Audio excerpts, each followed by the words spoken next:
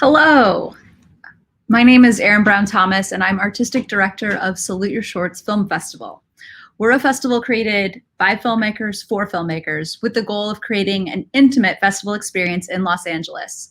We like to say that we program films with aftertaste. You can watch these films all day today, as today is the last day of our regular festival. Tomorrow we're going to have the awards, and then next week we'll have a selection of the films that won awards available online for the remainder of the week. Right now, we're going into an event that I'm very excited about, The Stories We Are Afraid to Tell. The event is sponsored by Changing Images in America. It's a 501c3 organization that promotes diversity in American culture with a focus on the entertainment industry. The organization has a special focus on the entertainment industry in view of the tremendous ability of television, film, and news media to influence the viewpoints, perceptions, and attitudes of the community at large. CHIA seeks to promote increased visibility and a more balanced imagery of the diverse groups in America. It was started by Sandra Lord, a strong proponent of diversity and the empowerment of women and underserved groups. Sandra Lord is the founder and president of Changing Images in America. She is a master career strategist, a consultant, a coach, a networking expert, and a former talent/lit manager who delights in innovative concepts. She's known for her ingenious strategies as well as her groundbreaking networking ideas, events, opportunities, and productions, such as the long-standing, award-winning Hollywood Networking Breakfast, which has attracted support and sponsorship of Hollywood studios, executives, celebrities, and corporations. Again, today's event is called The Stories We're Afraid to Tell, and I'm hoping that all of our filmmakers on the panel and our fellow storytellers back at home will leave encouraged to do the hard and vulnerable work of digging deep and pushing through fear to tell deeply meaningful stories. I could not be more thrilled to introduce a woman who has done this hard work time and time again, Jenni Konner. Jenni Konner is a writer, director, and producer, best known for executive producing and writing Girls, which ran for 6 acclaimed seasons on HBO. Over the course of its run, Girls was nominated for 2 Emmys for Outstanding Comedy Series and won the 2013 Golden Globe for Best Comedy Television Series, as well as the 2013 BAFTA for Best International Show. She also wrote and directed the limited series Camping for HBO. Konner began her career as a writer on Judd Apatow's celebrated television series, Undeclared. Her additional producing credits include the HBO docuseries It's Me, Hillary, The Man Who Drew Eloise, and Suited. She currently resides in Los Angeles, where she runs her production company, I Am Jenni Konner Productions. Hi, Jenni. Hi. That is, I cannot tell you how uncomfortable it is to listen to that. Well, that's why I thought I should read it first before we brought you on. How are you today? I'm great. How are you? I'm great. Thanks so much for being willing to talk about this subject. I thought we could just jump right in. So I'd love to know, what value is there in telling the stories that we're afraid to tell? I mean, I want to start out by saying people sometimes don't tell their own personal stories and they're great at it. I think, one of the ways it comes out in writing in the most interesting way is like very specific, strange scenes that you think like, who could ever make that up? And very strange, specific dialogue. Like, I think people don't necessarily think of those things if they haven't happened. I mean, I think, the best example today is I May Destroy You. And which I think is like a masterpiece. And I feel like the way they are, she's telling that story, which is obviously very personal to her, we know now, but there's something about the specificity of it that feels so real and so visceral. Yeah. So I would say that, I mean, yeah. And the thing is like, I don't know if I'm jumping ahead here, but I keep thinking when of the stories we're afraid to tell, I keep thinking of this idea. Do you know, there's this author, Catherine Harrison, and she's a great author, and she wrote a novel that involved a woman who hadn't seen her father for 1 million years. He came back and they began an incestuous relationship. and I think it's called Thicker Than Water. And it's very haunting and strange. And then, like 2 years later or something, I'm probably getting all of these facts wrong. She wrote it as a memoir, and it was her story. Um, and I always think that's so interesting, this idea that you're dancing around it for a while, and then you just get to the point where you feel brave enough to tell it. Yeah, I think that is one of the reasons why this panel seemed like such a good idea to me, because there are, like, fear is or overcoming fear is a process, and sometimes the fear is not a bad thing. It's like indicating to you that there's something there. I mean, That's right. I think that's exactly right. The more scared of it you are, probably the better it's going to be. do you have any examples or times that you can point to something that you were like not quite ready to develop something and then got to the point where you were? Well, yeah, I mean, that was the really interesting thing about Girls, which is that Lena operated in this incredible way, which is like she could have something happen at the coffee shop and write it that day. She could go on a date and write about it the next day. And for me, I had to be like a million years past those things to actually tell my personal stories. And in the writer's room of Girls, there were a million personal stories that sort of influenced everything.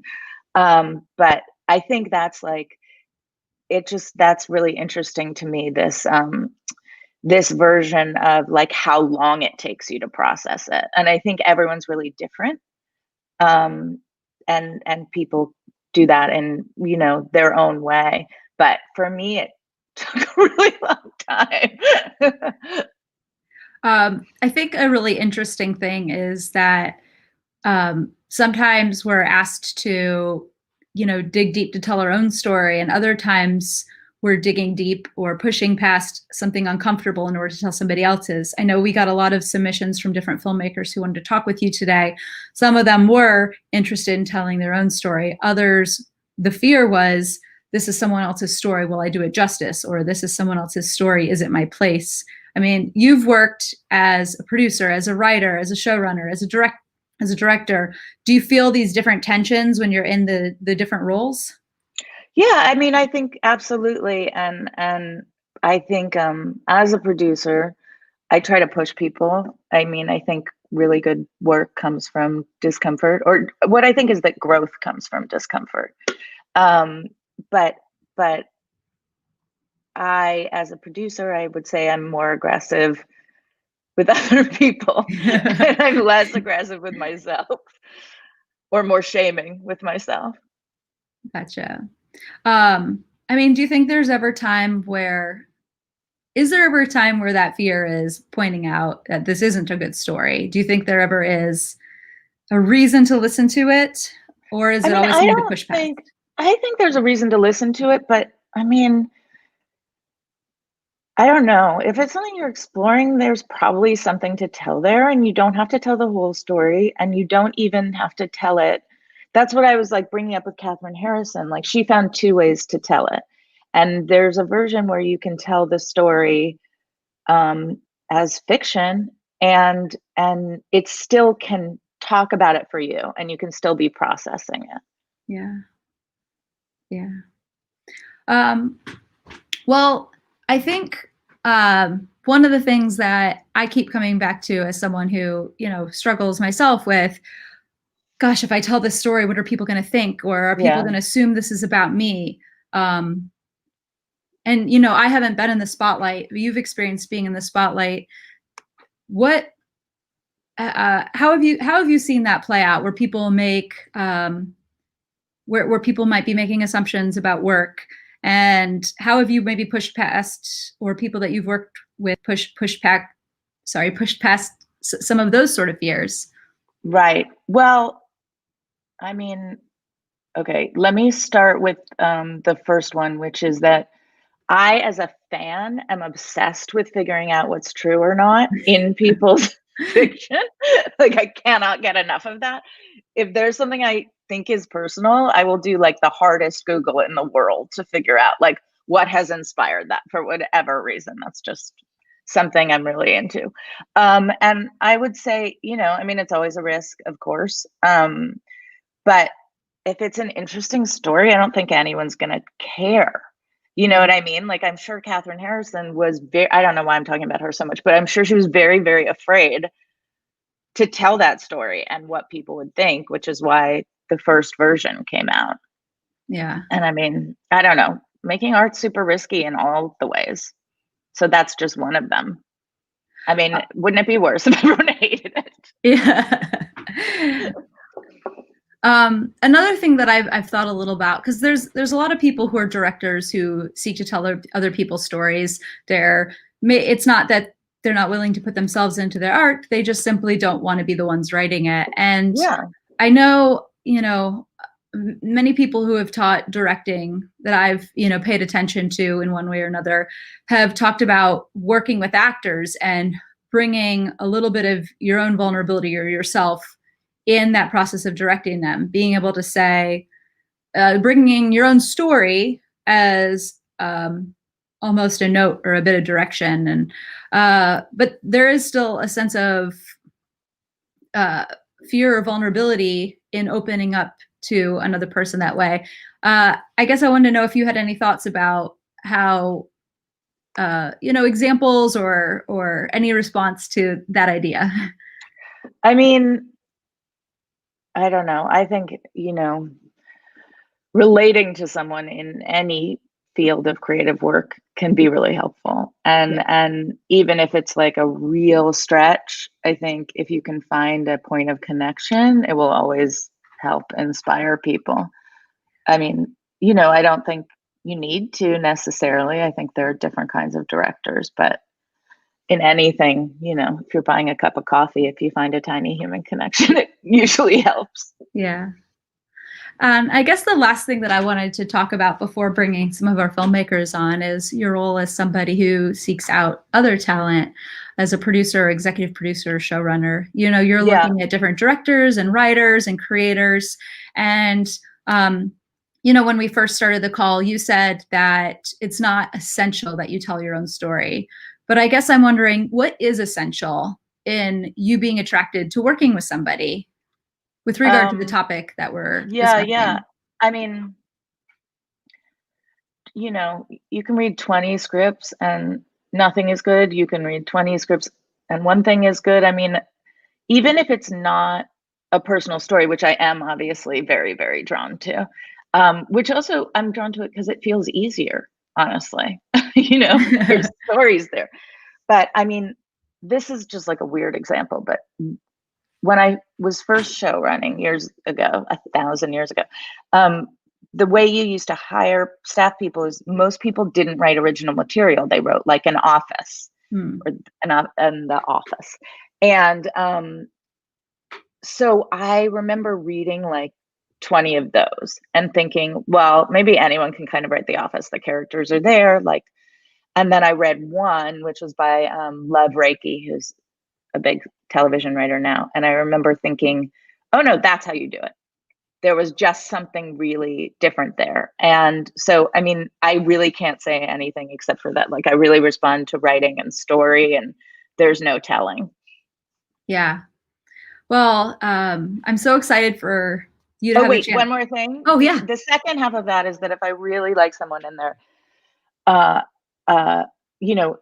sort of a younger writer, not younger, but newer writer or something like that. And I want to take on that job, which is a different kind of work than writing, obviously. I do like to feel like they're collaborative. Like if there's nothing I can add and they're going to fight me on everything, then that seems useless. Yeah. Is there an excitement for you in being a part of not only the development of their voice, but the development of like how they are a professional in this career? Like, is there something? Yeah, I love that. I love that because I think there are a lot of people boosted up really fast because they have really good material. And first of all, I think like showrunner is a super weird job in that why necessarily would you be good at being creative and writing and making things and also know how to manage people, especially if you never had. And I was really lucky that the first show, I think the first 2 shows I made I had really, really good mentor figures. They brought in people to supervise me, and one was Al Higgins and one was Alex Reed. And, you know, it's a tricky job if you're supervising someone because you have to be pretty egoless, but you also have to teach them so much. And I think, you know, why would any new writer know that if they haven't been brought up in a room Yeah. and on set? So I think, yeah, I mean, you have to be really careful about that. And I think, go ahead, because I've lost my train. Well, no, I just had one thought. I think something that I've, and maybe not everyone experiences this, but something that I've experienced since moving from the amateur to the professional world in, you know, entertainment. Back when I was in college, it was really easy just to, you know, make stories that I was really drawn to. I didn't think about the audience. I didn't think about what was trendy, what was in the zeitgeist, what would be impressive. And I think those sort of thoughts start creeping in more and more the more conversations you have that are professional conversations in the entertainment industry. And there's almost like a way to unlearn your voice a little bit.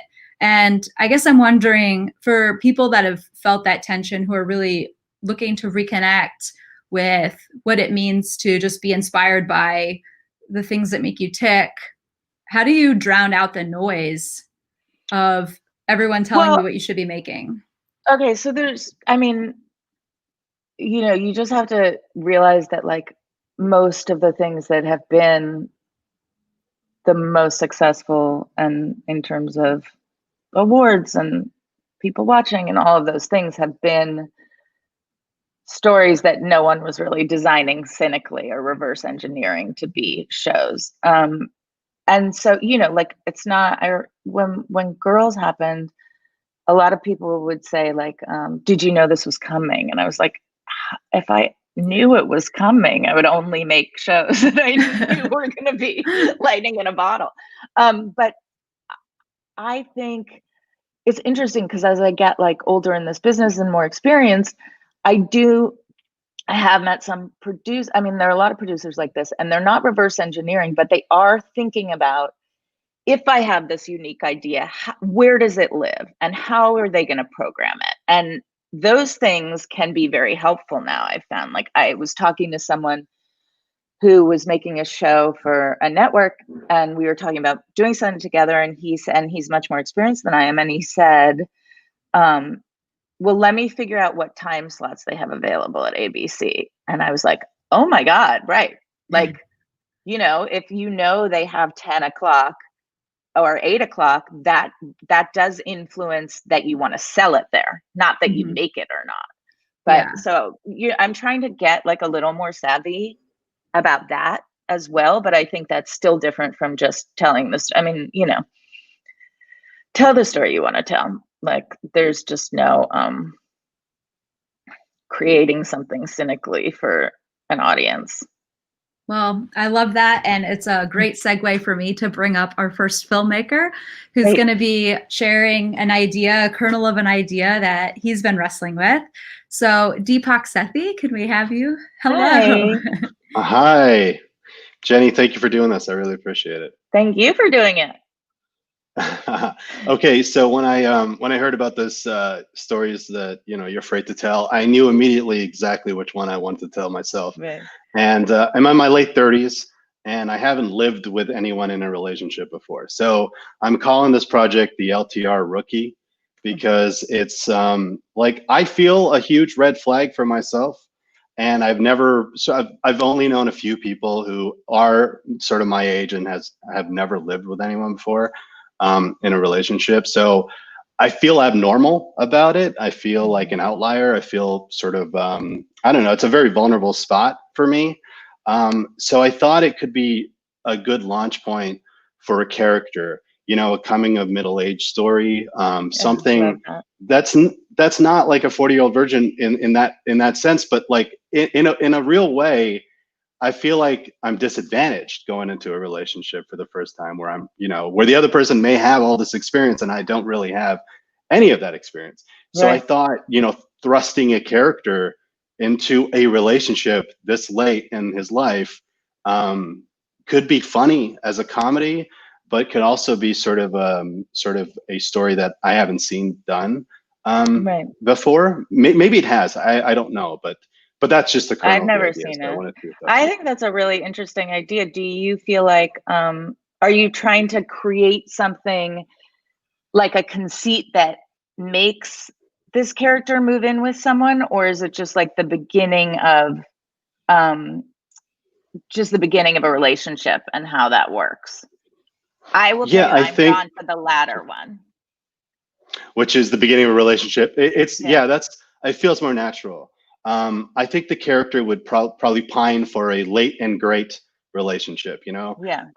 And if it was a sitcom, it's possible that that's the thing he hides in the first sort of Right. episode or part. The thing that, you know, he hides as much as he can possibly hide, and then realize that you can't hide it anymore. It comes out. Right. And like a wart, you know, ugly wart, you're like, okay, well, now we got to look at it, both of us, and figure out what's going on with it and how do we unpack this. And I think at the very end of it, you know, there's something that everyone's a rookie at something.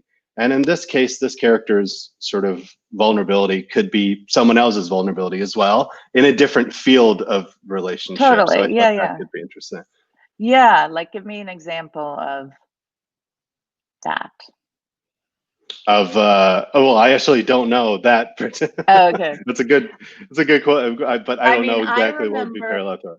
when the first time I moved in with someone, I don't know how long we've been living together, and he woke up and we were both kind of having coffee, and he just went into the kitchen and made himself this huge, beautiful breakfast. And he didn't ask me if I wanted one. And I remember being like, dude, this is like how you live with someone.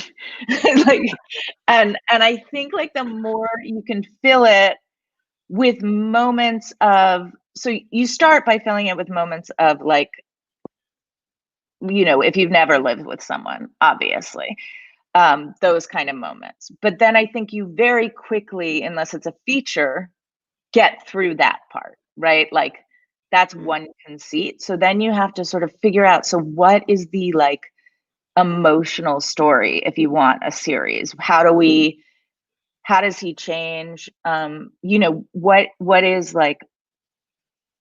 the story you're trying to tell? Like, what is the personal story beyond like this guy having to sort of adjust to living together? Like, is it, I mean, you know, he's growing up, right? But like, what is he learning besides to make two people breakfast? You know, like what is the emotional core of it? And you fully may not have the answer, and I don't have it, but I think that's something you have to really, really figure out, is when you take away all the things that are like the funny set pieces and jokes, what story are you telling? Like, is this a guy getting his shit together?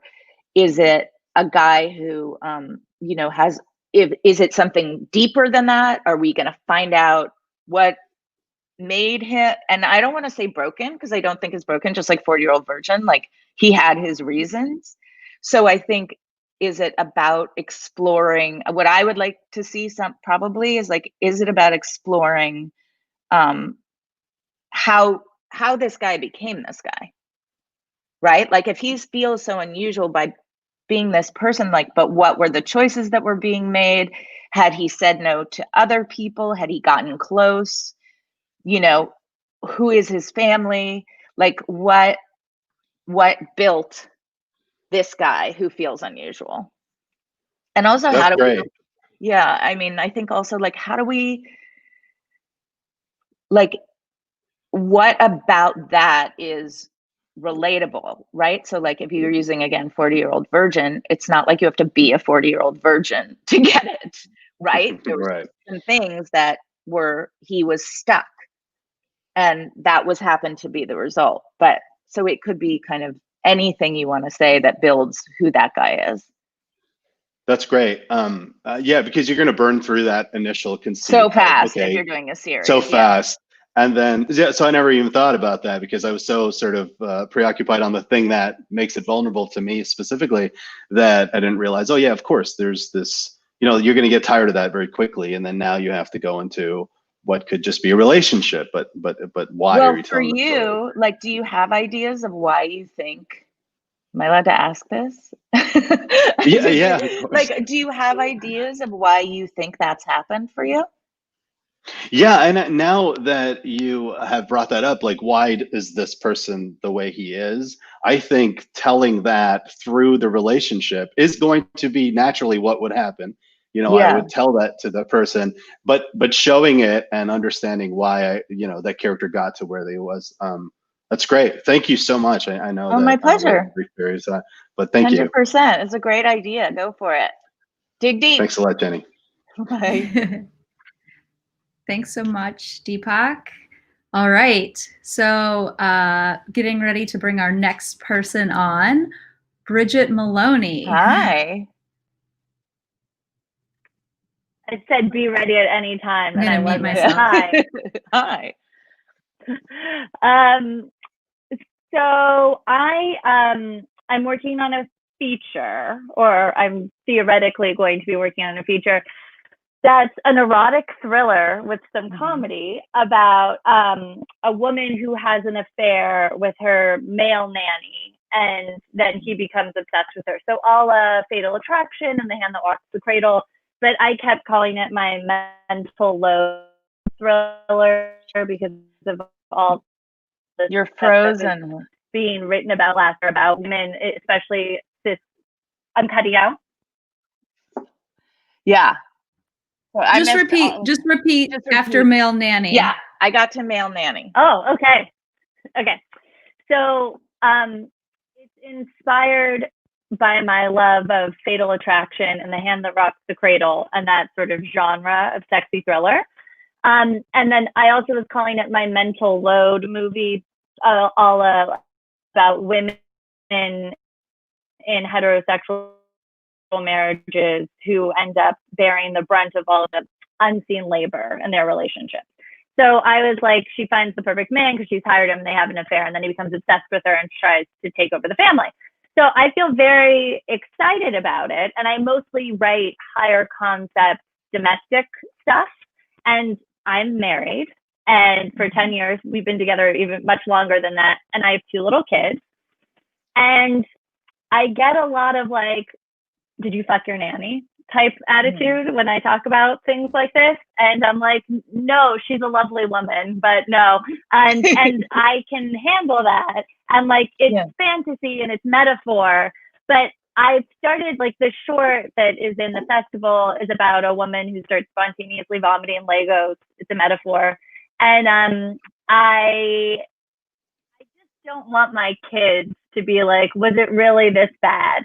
And I feel like occasionally self-conscious about working in the genre, even though I get a lot of feedback that's very positive from my peers. And I feel like this is my story and my truth, but occasionally it feels uncomfortable to me. Yeah. But what's so bad about feeling uncomfortable? Not a damn thing. I mean, I my think God. you Like, can't worry about right your kids. now. Like, you can worry about your kids if you're like making huge, gun movies and like, I don't think you worry about your kids when you're making a sexy thriller. You know what I mean? Like, those no, all have so much not that fun one. No. Oh, not that one. Well, yeah, I mean, I think, okay, so it's a bunch of things. So like, one is like, I would be the person being like, did she fuck her nanny? And I would be the one Googling it, like really trying to find out. Does it matter? I don't know. Is it more fun that way? Like, I wouldn't worry about that at all because people are going to make assumptions like me. Again, I am that person. I'm the one who makes the assumptions and wants to believe it all really happened. So I wouldn't worry about that stuff. And I mean, I don't know. I have 2 kids. They're teenagers now. I made girls, like, and I didn't let my daughter watch it for a while because even though she was like watching Game of Thrones and stuff like that. But I was like, it's not the sex even. It's like the way sort of women are treated in their 20s. You know, I kind of didn't want her to see that. Like, but again, you have so long. Like, if you make that movie now, how old are your kids? Oh yeah, They look little. they're 6 and 3. They're 6 and 3. You have so much time. Listen, and I want them to know that I contain multitudes. You know, like we're a very sex positive family, just not infidelity and murder with our household employees. But I think it's I think I need to own the domestic sphere that it's hard. It's like, on one hand, I feel like these are important stories and women's lives are interesting, and like kitchen table, whatever is worth telling, especially with these heightened elements. And then sometimes I feel like, oh, is this sandbox kind of small? I don't know. I go back and forth, but I feel like it's worth telling. But yeah, I wouldn't worry about if anything is small. I like, Call Me by Your Name. It was a book, but that's the tiniest story in the world. Don't worry about things being, it's so beautiful. And I wouldn't worry so much about things being small. Also, like, I would love to see more women in that genre. It's very exciting to me. I love it, especially the campy ones. Like, I love wild things, but I think, and I like the idea of seeing it so much through a female gaze, because I think that's really fun. Yeah. And also, and I think that idea is really great. And also, I mean, I love that you want to talk about invisible labor. I want to talk about it all the time, I think it's really, really relevant. And I mean, I don't know your experience, but during COVID, it's a lot of counting what you do and what he does or she does, or, they do, like, the math of it. Yeah. And like, I've realized my husband does so much more than me in the house, and he works just as hard, or not harder. Aaron's like, really? But like, that's like a tough pill to swallow. Like, I thought I was doing so much. Oh yeah, well, especially, I know. Well, I'm a much worse housekeeper, but I'm the like calendar keeper. Like, I make them, but then I will live in squalor happily, and that's hard too. Because then when I'm like, we have to figure out blah blah blah, and he's like, I've been doing dishes for 2 hours, and I'm like, well, I've been worrying about things for 2 hours, so. Yeah. But yeah, not to score keep. Yeah, yes, I think it's a really interesting thing. And it's about class in a way I really like. Yeah, it is. I know. Well, it's all, I think some of it is just feeling vulnerable also about that. Like, I'm a white woman who can hire someone to work in her home and help care for her children, and like, I want to explore all of that, but it's also, I don't want to show my ass, as we say. At the same time, it's like, I have to figure out how to write the thing and acknowledge I'm writing the thing, and write the thing thoughtfully with myself in it. So, as an artist, I believe you can do that. So I'm trying. Thanks, We're Jenni. all just doing the best we can. All right, nice to talk to you, Bridget. All right. My case. Thanks so much, Bridget. Okay, so next we have Nate Milton. Hey guys. Hi. Hey, Thanks. So I'm an animation director from Brooklyn. Awesome. I make like emo cartoons. I had one go to series a couple years ago for Facebook, which is a fucking nightmare. We were talking about what we were afraid of, and when you're talking about show running stuff, I have maybe some questions more towards that, about just like totally not losing your mind running a show, pretty much. But now I'm trying to work towards features. I think a lot of producers I've talked to and stuff have been saying like, maybe I make more sense in that way, and so I could do like a low budget animated feature that's sort of like sad and sort of like, I don't know, like animated Ladybird or something like that. So yeah. So that's what I'm working on now, pretty much. So my film that's in this festival, and I'm at sort of the end of my tour now, is really, really personal. And it took me a long time to get like the story and the character was always there, and the really personal shit that I think became the hooks of the film and why it did so well at the festivals and stuff, I guess, was because I was like, hey, this happened to me, and this is my interpretation of it, and blah, blah, blah. Oh, yeah, blah. they love it. And so it took me so long to it took me like 3 years really to kind of get there. And I'm trying to figure out not to shortcut it really, but just like right now I have like a feature-length screenplay that I've been working on for like a year, and it's kind of unpitchable. So I don't even know how much I want to pick. Everyone just goes cross-eyed when I'm like, hey, it's about this and that and that. But it's the that's, part by the way, a muscle that you will get better at. Right. And unfortunately, you have to practice in front of your friends, which is, right, there's nothing I hate more than a practice pitch, like maybe in the world. Right. But that truly is a muscle. So you should think of it as something you'll get better at. Right. Okay. Like even with a convoluted story, there's a way to pitch it. Right. That's what I've been hearing too, more and more, is like people saying, like, who is this for? Like a lot of times I'll send in this, I've written a couple screenplays and people are like, we love it, but we just don't know who the fuck it's for. Like, we don't know where it goes, you know? And so, I'm trying to think about that here. And really the problem I'm having, and to the prompt for this thing too, is like the parts that made me want to write the script in the first place, and the parts that are personal that I know I can tell, are the parts that still feel untrue when I'm done reading the script. I'm trying to figure out like how to, like, does that happen to you? Like where it's like, oh, like, you know, like the subjects are like, I'm trying to tell a love story where the characters don't end up together, and that's like the point, and I want it to feel satisfying, and it's about time, so you see their whole life and how they, you know, they end up not together. And then the other side of it is like, I have a lot of anger towards religion and stuff, so it's very like anti-Christian, which I think is just sort of, it just feels like very heavy-handed when I'm writing that stuff. And so I have these like real emotions in my belly when I'm trying to tell, and I was able to do that with this last short film, and I feel like I can do it with the feature, where with the series I had greenlit, all the magic was out in the sun for too long, you know, and it just all kind of fizzled out.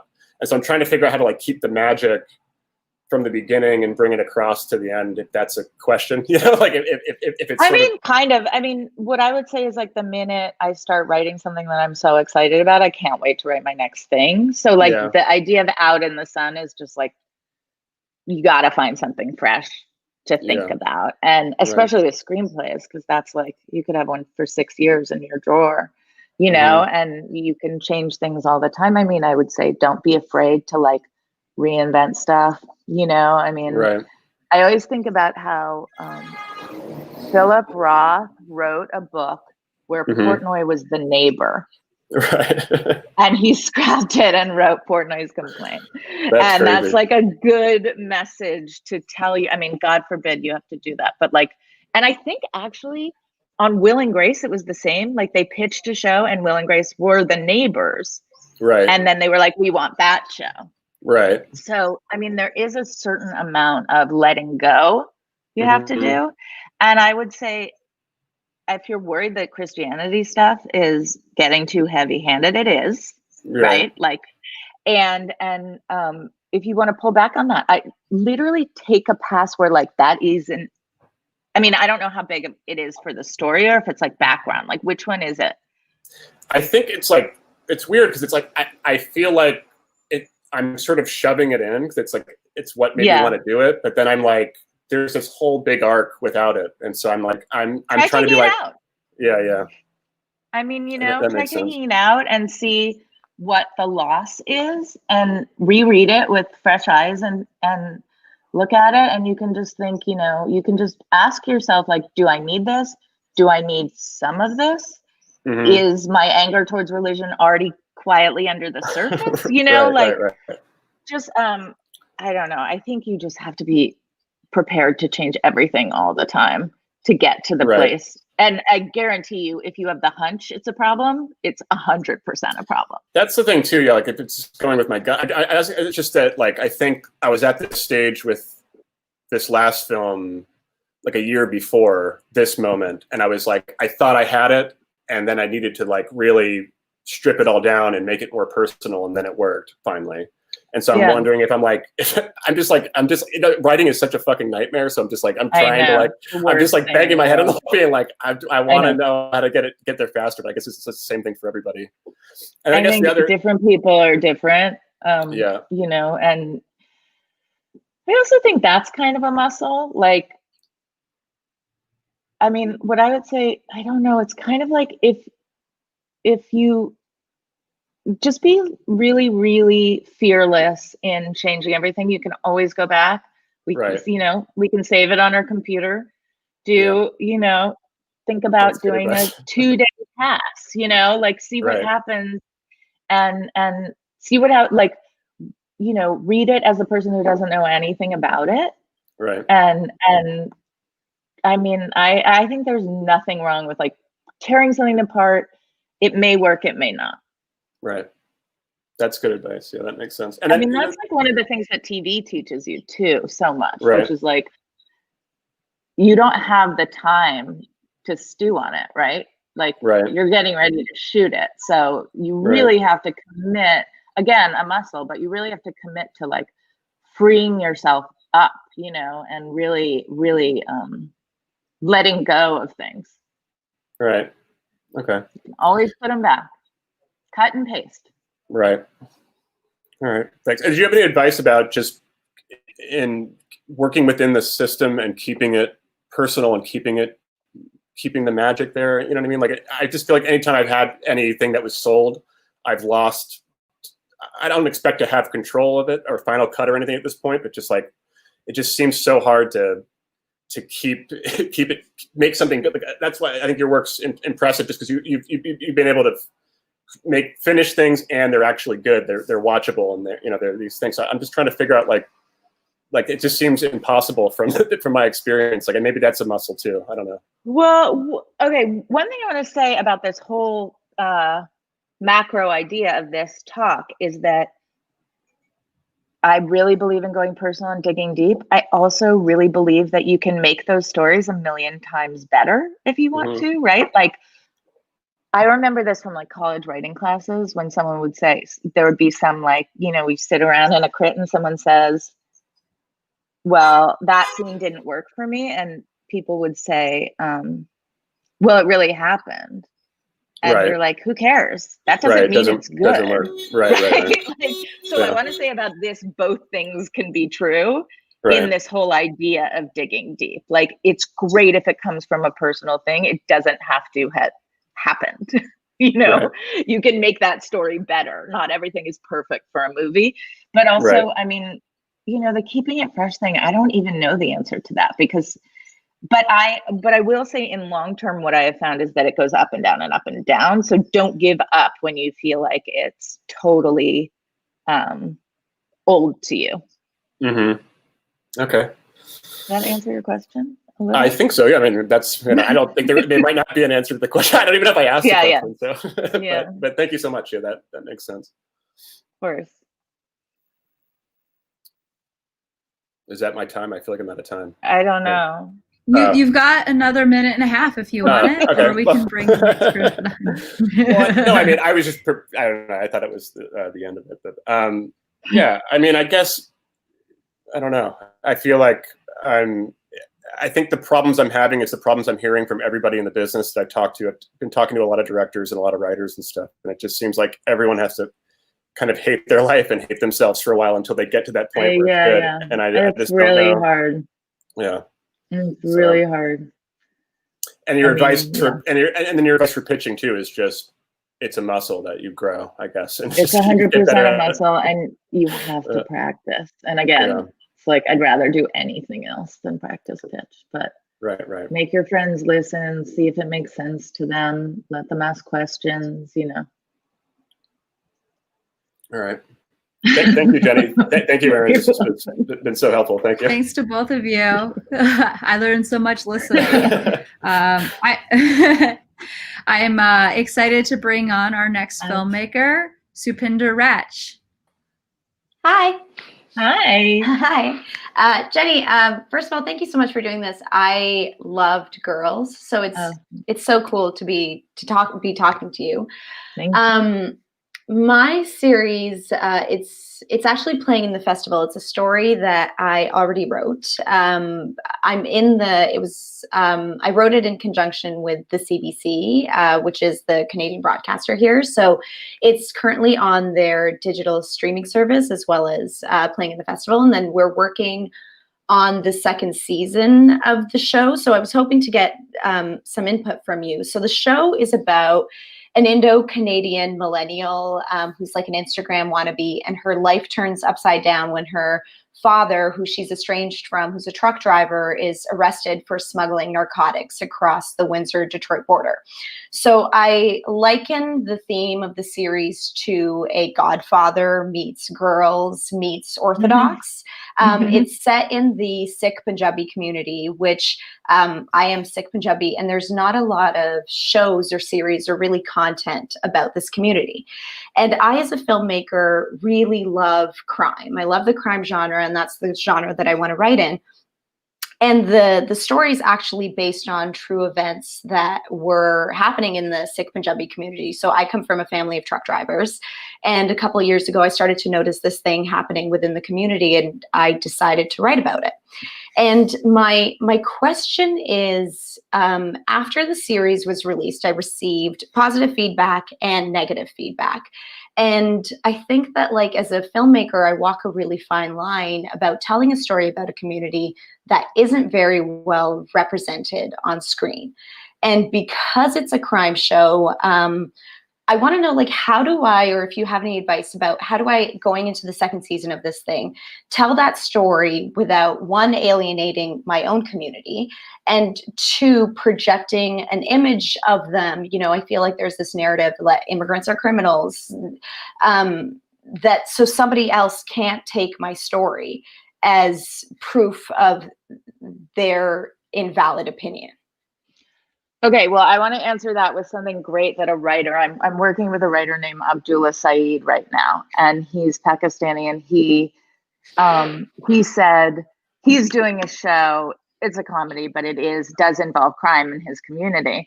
And he was like, I think it's so great that now we can do this with our community. Like, it doesn't just have to be about like happy, smiling immigrants making it in America. Like, he's like, I'm so into that you can now do a crime element that's not a terrorist. That's literally exactly what he said in the pitch. And I was like, it's a pretty good point of view. So I don't know if you agree with that. I think that is interesting. Yeah, I do. And I think that, like, I'm, you know, like when we were doing the press and stuff for this, people were like, why this story? Why now? And I was like, well, this has been my story. Yeah. I just get to tell it now. So yeah. I think that is a great answer. It's a perfect answer. So don't worry about that question. Great. But I think that, like, so what I'm struggling with, and it's not only people from outside, I think it's also people from within the community. Sure. That's like, hey, Supinder, you have a platform. Why are you, like, airing our dirty laundry? Like, why don't you tell something that makes us look great? And I think that, you know, as a writer, I've done, or I think I've tried to do my due diligence in terms of, you know, making sure that the characters are flawed, and that, you know, they're not just stereotypical, because as an actor, that's what I hated playing. But I think that, like, it's still, like, to Abdullah's point, it's great that we get to tell these stories, but I think that there is I guess, like, I'm wondering, like, as a filmmaker, that I do feel a sense of responsibility to my community and how I'm portraying them for people who might not understand them. Yeah, I mean, I would say I have no idea, obviously, what your experience is, but based on shows I've seen, like Orthodox, what is it called? I can't remember. Unorthodox, yeah. It's called Unorthodox, and I told my mom about it, and she watched a show called Orthodox, which apparently is not very good. But the thing is that I mean, that show worked because you felt for everybody. You understood why she left, but you also understood why they followed her. And I think if I don't know this to be true, but I think one of the reasons that worked so well was because she really humanized everybody. There were kind of bad guys and good guys. I mean, she had it lucky because I think that level of orthodoxy, they don't watch television. But she did get a lot of shit from the Orthodox community. They did get that, but they still felt like it was an important story to tell. But I don't know. I mean, I don't know how it feels to have that responsibility, honestly. I've never done anything like that where I felt like I had to do a representation of my community. So, I mean, in truth, I have no idea how to answer that. But but for me, I thought they did a really amazing job showing respect and making you understand so much of that journey in Unorthodox. Well, I guess like to that point, when you are writing your characters, right? Like, so when you're writing a character that, you read it on paper and you're like, oh, well, they're coming off a certain way.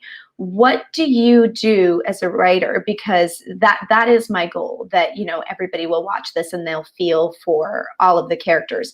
I just don't know if I know how to do that. So you mean like show a sympathetic side to a person who you may not have a sympathetic idea about? I mean, let me try to think. I mean, this is like obviously so extreme, but it's like these horrible criminals who are on death row, right? And whatever kind of monsters they are, something happened to them. And so it's not necessarily saying it's okay to be that kind of monster because their dad did this, but it's saying this is how you might become that kind of monster. Does that make any sense? Yeah, I guess so. It kind of reminds me of like the beginning of Joker, where you kind of understand his origin story before. Yeah. And I think, so I do think there's a way, and again, you don't have to do like backstory, but the more you can show all of the sides of a character, even if it's not your experience, you're going to have feelings about them that aren't necessarily really simple. Yeah, it does make sense. I'm just trying to figure out like where I can apply it, because like none of these characters, I mean, it's a family crime drama story, right? So none of them, like I'm not portraying any of them as like, oh, this person's a monster. Like you do get to see them in the familial unit. So you do get to see like what kind of a father they are, what kind of a daughter she is, and that sort of thing. Go ahead. I guess what I would ask you is like, what are you afraid of? Like, what is your fear? What is the worst thing that can happen when you put this out into the world? You know what I mean? Like, do a worst case scenario. Yeah, I think I think I had that, where, so when we put the show out, I was attacked by a certain facet of our community online, and it was like, honestly, it was the worst 2 days of my life. I was like, it's terrible. And I think that like in that, my fear was, and the thing that sort of came to light, oh God, I'm like tearing up. I know, this is always, we keep tissues in my office. Yeah, it's good. It's good. I think it was because that people would say she doesn't know what she's talking about. Do you think that's true? No. I mean, then I would explore that. Like, I would explore, if you think you know what you're talking about and you really believe it. And again, I can't put myself in your position. I'm not a person of color. I don't have a strong community like that. Like, I don't know the answers to this question for you personally, obviously. But what I would say is, like, if you really believe you're not doing that, that feedback should be hurting you less. Like, working on, not that it should be, in other words, working on trying to work on being more resilient about what you know to be true, which is that you don't think you're doing the thing they're accusing you of. You know, I mean, Yeah. I think like what it sounds like is not a problem with the show you're making at all. It's a problem with your pain around it, which by the way is super valuable. Like it doesn't mean in any way like that I'm not trying to dismiss that pain, but I feel like we started this conversation and you were like, how do I avoid doing that? And my thing is maybe you don't. Maybe you have conversations with yourself and your community where you're explaining yourself and explaining that is true. I mean, you're just never going to please everyone. And again, I can't say this enough. Like, I have no idea what it feels like. So, but I do think like your problem right now or your trauma is around something that's not your storytelling. Yeah, I think the story, I think you're right in that like the story itself is a story and the story is fine. I think that my fear is around the attack for being the speaker of the story. Is there a world where you just tune that out? Do you think you could do that? I mean, I'm not even saying, I have no idea if I could, you know? But you can meditate a lot more. Or just you could turn off your computer for a few days. Like, yeah, you know, I mean, I'm a real like live by the sword, die by the sword. And it's really hard to read feedback. And if you don't read, like if you're not looking for it, it does, you know, it's harder to find, it's harder to feel something about. But, you know, I don't think it's about meditating more. I mean, yes, obviously, everything's about meditating more. But I think it's like finding the confidence in yourself to say, they're having a different experience of this, and that's okay because I believe in it. Yeah. Like for this time around, I've been consulting with like Punjabi Community Health Services to try to understand that, like, if the topics and the things that I'm including in my show to build that shield. So next time around, when people are like, no, I'm like, no, but if you don't think they're right, like it's really, again, I have no idea, but it's really hard to reverse engineer like that and do work defensively. It's hard to be creative defensively. I mean, I think if there's feedback that's really important, like the feedback on girls initially was there's no diversity. And we were like, you're right. And we're going to address that. But we didn't do it to put up a shield so that we wouldn't hear about it. We did it because we heard it and we thought it was right. But if you're hearing it and you don't think it's right, I'm just not sure. I mean, there's no reason to not do more research, but I don't know, to frame it as a shield for yourself and your show, if it feels like it's compromising to you, that's going to be really, really hard to do. It doesn't mean you can't do it. But if you feel like you're wedging in some protective shield, I think that's so hard to accomplish. Can you explain, and because I think I understand what you're saying, but can you sort of break open what you mean when you say it's really hard to be creative defensively? What I mean is that if you're trying really hard to protect your work from people complaining about it, I think it's hard to be creative in that way because you're doing the work for a different reason. And, you know, there will always be people very vocal hating your work. There will be people who hate your character, and you'll hear that from people who aren't in your community. So you can never protect yourself from everyone. But I don't know. And by the way, I could be really wrong about this. It just feels to me like if you're making work to address the outside world, it's going to be really, really hard because you're telling this story because you think it's a good fucking story.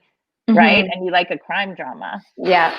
So if you're, I don't know, it's hard to please everybody, and it's hard to be creative within those boundaries. I think it might be easier for you. And it's not simple. It's not like, fuck them. I realize that, but I do think it's really hard to be creative, and it might be harder when you're not coming from the place of the story you want to tell. Mm-hmm. In other words, if you don't believe them, if there's truth in there, then I believe in doing something about it for sure. But if you really don't think there's truth in there and you're only building it to protect yourself from backlash, I don't know. Oh, I don't know what I'm doing.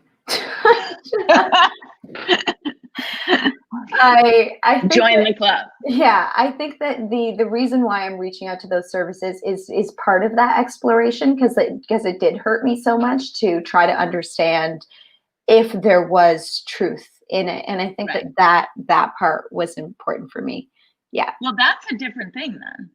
Yeah. Like, that's a whole different thing, and I really support that kind of work. Yeah. Like, all we can do is grow, and I think that's really, really interesting. And just be aware that you're never going to do it enough for people who don't think you're doing it. Yeah, I think that's a good point. Yeah. Yeah, I'll take that. That doesn't mean you can't, but I think that's really smart then. I think, yeah, go explore all of that. Explore your fears about it. Don't listen to the criticism as much, or don't listen to the people who are enraged to you. Listen more to the people who have thoughtful comments, if you need to listen to them at all. Great. Thanks, Jenny. You're welcome. It's really hard. I hear you, but I think that the outcome is worth Great. the rest of this. Yeah. Then definitely do that. If you think there's value in what people are saying, then 100% dig deep on that. Yeah. Great. Thanks, guys. Thanks, Erin. Thanks, both of you. That was awesome. I'm so excited to bring up our last filmmaker, Tamina Rafaela. Hi guys. Hi. I was so happy that Supinder went before me, because it's so similar to what I kind of want to talk about, but at the same time, I'm from Azerbaijan. I don't know if you know where that is. A lot of people don't. But I guess I'm writing a feature right now. It's going to be my first feature as a director. And it deals with, not a lot of people know what's happening in our side of the world, especially in countries like Azerbaijan. And there's a lot of, similar to Turkey, domestic violence and what's happening in families, women being murdered by their husbands, by their spouses or their boyfriends. And it's a really tragic situation that unfortunately not enough is being done with. So, and we don't have a lot of female filmmakers, which is another issue that is quite problematic. And I've been interviewing women who've gone through this. I know a lot of women personally. I know people whose family members have gone through it. But what I'm struggling with is, and basically the story is about a woman who's fighting for the custody of her child. So in our system, there's a lot of, if men are wealthy and powerful enough, there have been situations of women I personally know that will fight to basically portray women as either with psychiatric issues or alcoholics. Like they will do everything to take them away. Never happens here. Right. But I guess here.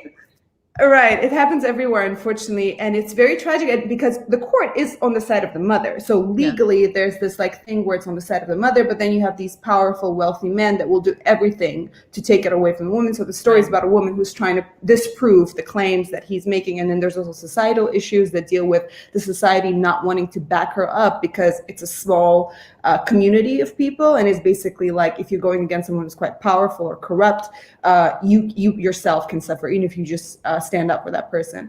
But my personal issue with being, and I want to tell stories from my side of the world. I want to tell stories of women from my country. I'm kind of why I really want to continue writing and directing. But I realized that compared to many other women in my country and this women I've spoken to, I come from a lot of privilege. I haven't personally gone through that. I personally don't have immediate family members that have gone through that. All I have is access and hearing stories and interviewing people.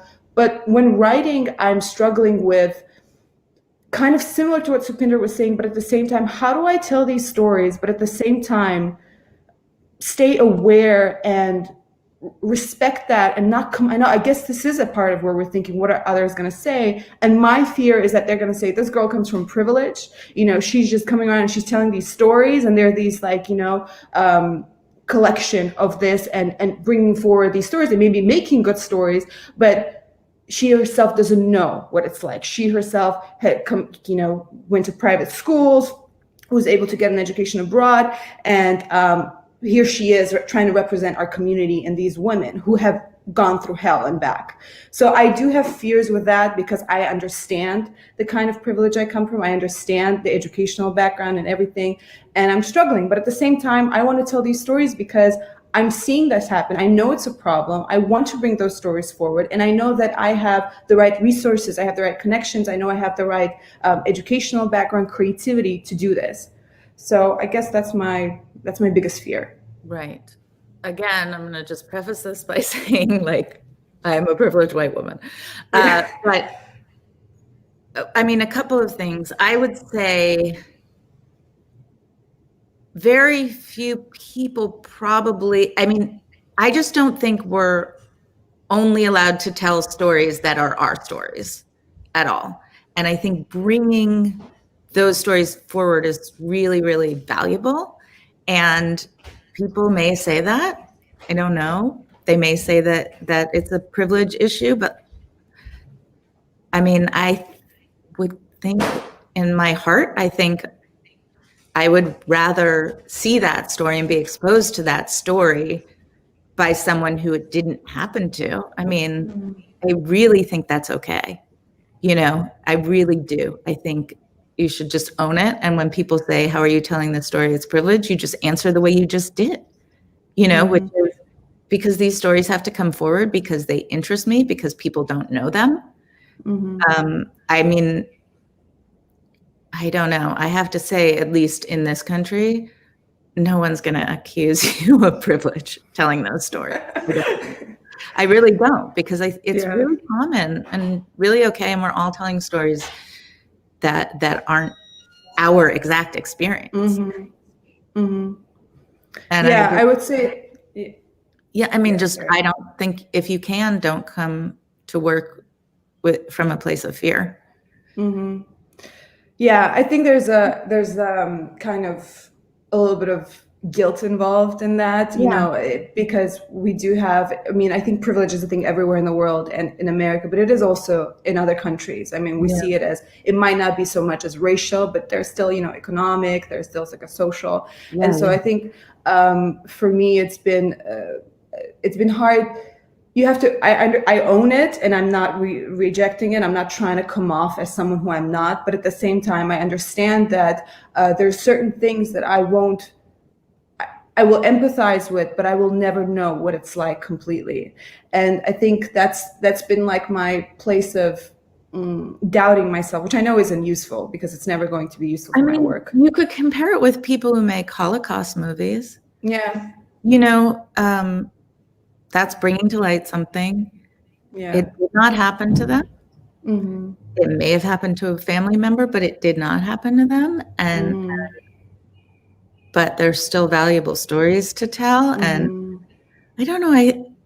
I really don't know the answer to this, because I'm not in your position, and I've worried a lot about a lot of things, but not this.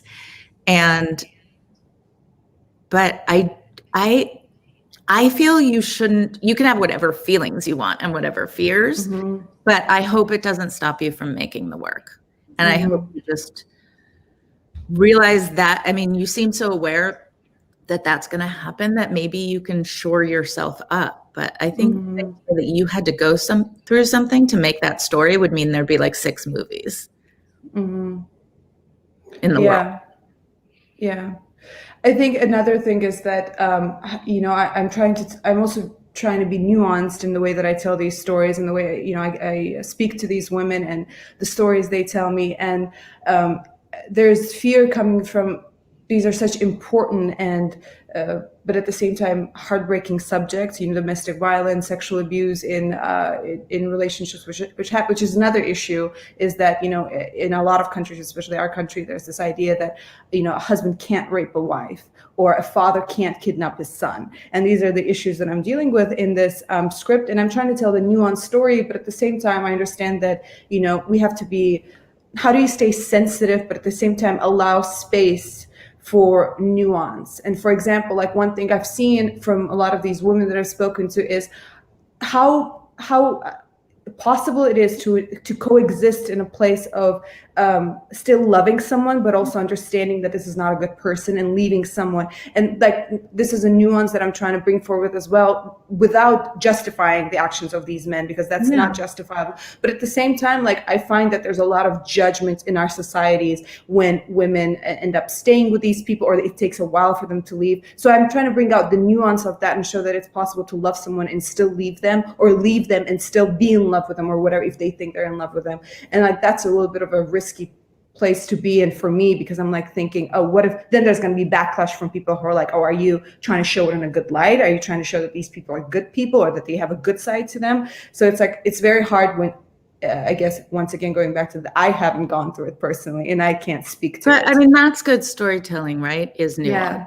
Like, no one wants to see that story in black and white. That's boring. Mm-hmm. I would love to see a portrayal that helps me to understand why women stay in any domestic violence anywhere, and it doesn't, you don't have to think I would stay. You can think I would leave, but you can watch it and think, oh, it's more complicated than I thought.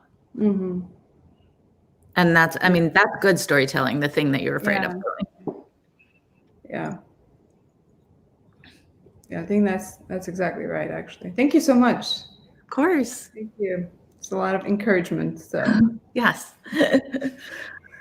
Awesome. Sounds great. Well, thank you. Can we bring the rest of our filmmakers on just to chat for a few minutes and say goodbye? I wanted to give, if anyone had any response to anything you heard from Jenni, from each other, I just wanted to give a minute or two before we hop off of this. So does anyone have anything they're ready to share? And I can go first if no one else is.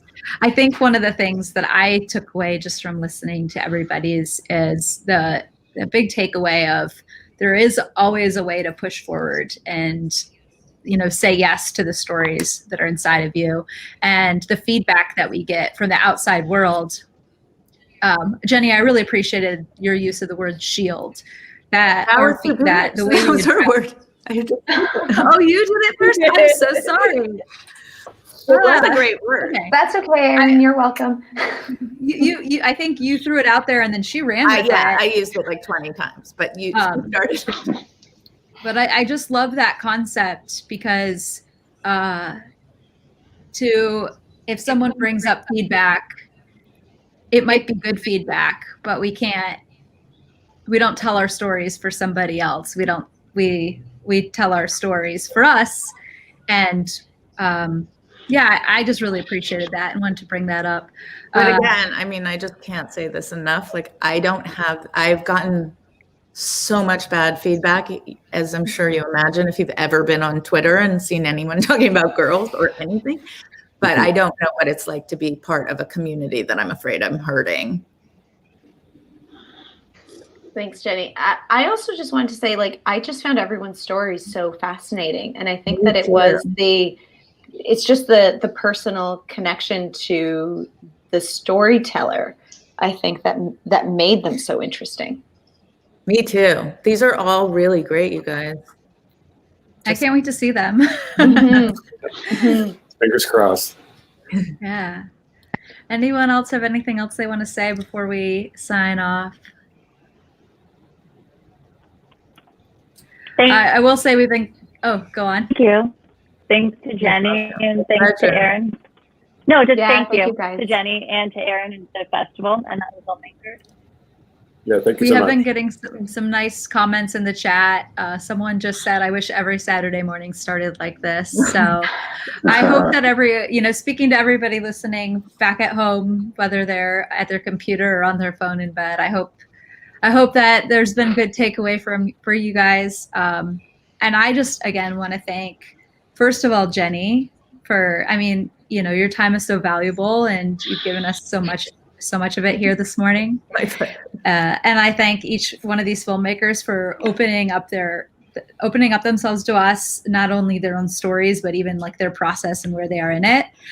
One thing that I've been told over and over again is, I think we've been taught to lead with strength, to put an image out there of ourselves that we have it all together, that our pitch is perfect before we share it. And I asked everyone to come here today and share what they're unsure of, which I think is a really brave thing to do publicly, especially with someone like Jenni. So it just really means a lot to me that you guys would all come on and do this and allow us to be part of your process. And I feel all the more invested in these stories and watching them hopefully come out over the course of the next few years. It's a very cool thing you're doing, Erin. Thanks. I'm going to give one last shout out to the festival.